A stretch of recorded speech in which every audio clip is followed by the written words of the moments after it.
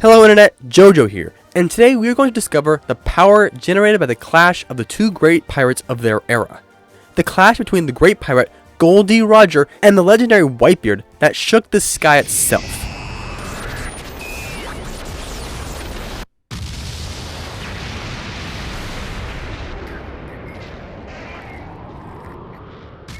Oh boy, am I excited for this video. I have been wanting to do this for a long time. So, where to start? I guess I should mention that in this video, we're looking at this feat exclusively from the anime, as the manga has far less information we can use to calculate it due to it being, one page. Other than that, there are so many places we could begin, but I guess we should start from the beginning with finding the scale of this feat and the size of the island. For any type of calculation, the most important question is the scale of the feat. And that is best discovered by asking a series of questions. Questions like, is this palm tree comparable to the largest palm in the world that stands at 60 meters tall? The answer is no, by the way. This palm tree is vastly larger. Or maybe the question, is this island the size of Africa? The answer is no, by the way. It's vastly smaller. You see, the scale of the feat has a massive impact on the resulting power. Now, the most reliable way to find the magnitude of this feat is to discover the size of the island, and there's really only one way to do that in this particular instance. For this feat, we will find the size of the island by using these animals. When the Whitebeard pirates were coming up to the island, they found these animals running for their lives away from Gol D. Roger, who was already on the island because he's awesome. Now, we see several different animals, but the most notable being elephants, tigers, and wolves. Despite the fact that these animals are never found in the same place in the real world, we can still use them to find the size of the island. You see, because the island's ecosystem has developed to allow these animals to not only live together, but thrive together, they must have more than enough room to live, grow, and eventually die.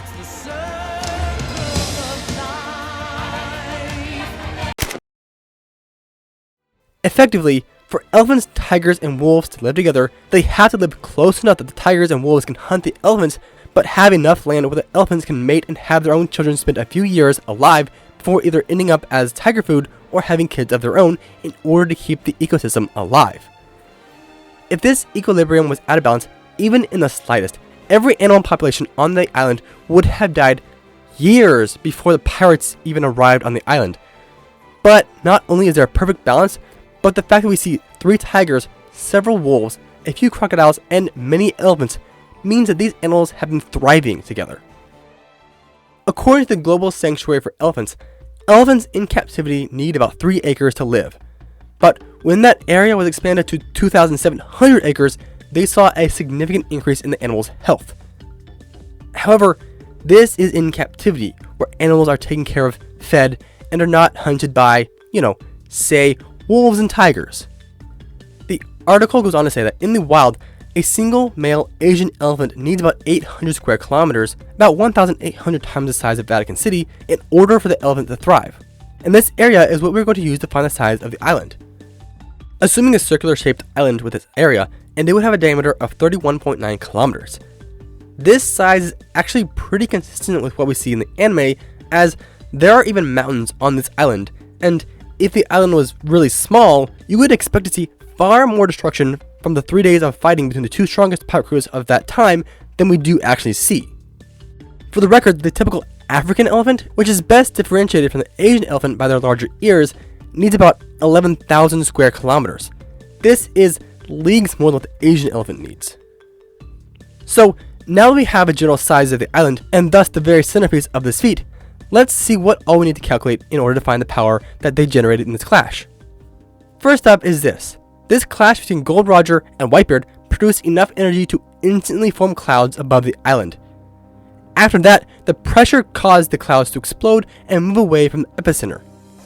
Now, we're going to knock these out in order. So first, we will calculate the power to create these clouds.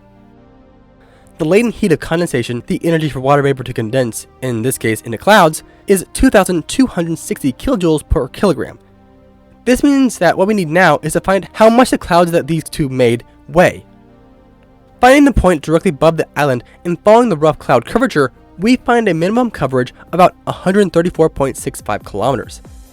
It's likely to be greater, but this seems to be a more decent number, so we'll go with this. Assuming a circular cloud coverage, and we get an area of 14,240 square kilometers. Taking this other screenshot, we find a thickness of 10 kilometers. These two numbers together give a cloud volume of just over 142,000 cubic kilometers. Because clouds have a typical density of 1.003 kilograms per cubic meter, which is actually lighter than air, this mass of clouds must weigh about 142.9 trillion kilograms. Multiplying this mass by the latent heat of condensation, and we find they produced about 77 gigatons of TNT just to create these clouds. Of course, this is just the energy to make the clouds, assuming they are made from the water in the air and not by first vaporizing the ocean's water. Also, these clouds were made in like 0.06 of a second, literally one frame, so that's a thing as well. Anyways, so now that we've created the clouds, let's blast them away. From these next several images, we find these blasted the clouds about 40.2 kilometers in just under 0.15 of a second, putting them moving at about 268,493 meters per second, or Mach 782. By measuring the diameter of the moved clouds, 95.6 kilometers, using the thickness of the cloud layer, 10 kilometers, and assuming it is a rough partial sphere, we find this clash moved about 71 trillion kilograms of cloud at that speed. This would have produced a kinetic energy, basically movement energy, of 611 teratons of TNT. However, that was the energy if they only move the clouds. You see, that's not all there is to this feat. This feat was not just moving clouds, that was just simply one byproduct from these legendary pirates clashing. When these pirates clashed, they created a pressure wave that blasted it out in every direction and just so happened to move these clouds. This means that a force equal to what moved the clouds also blasted out at ground level. To find the actual blast power, we can use this formula, which we've used before, and like before, we simply need to find the blast pressure and the radius of the affected area. First, let's find the pressure, and that can be done by finding the force of these clouds. It takes about 0.15 of a second for the cloud to reach their max speed, handing us an acceleration of 1,789,000 meters per second squared. Using the cloud's weight and this acceleration, we find the clouds would have had a force about 127.1 quintillion newtons of force, or the equivalent of having 925 quadrillion corgis dropped on top of you at normal gravity. Don't ask me why I decided to use that as an example, because sometimes I don't even know why I do things. Dispersing this force over the surface area of the pressure blast that moved the clouds, the lateral surface area of the partial hemisphere that we use to find the moved cloud's volume, we find this clash produced about 422,000 bars of pressure. With that, we can now pull out this explosion formula. As I stated before, all we need to do is plug in the pressure and the affected radius. In this case, the pressure is about 422,000 bars, and we can find the radius by carefully lining up a half sphere with the island and where the cloud stopped moving. This gives us a radius in meters about 56,864 meters. With both these values plugged into the formula, we end up with a final resulting energy of, drumroll please, that'll work, 11,440 teratons of TNT, or 11.44 petatons of TNT.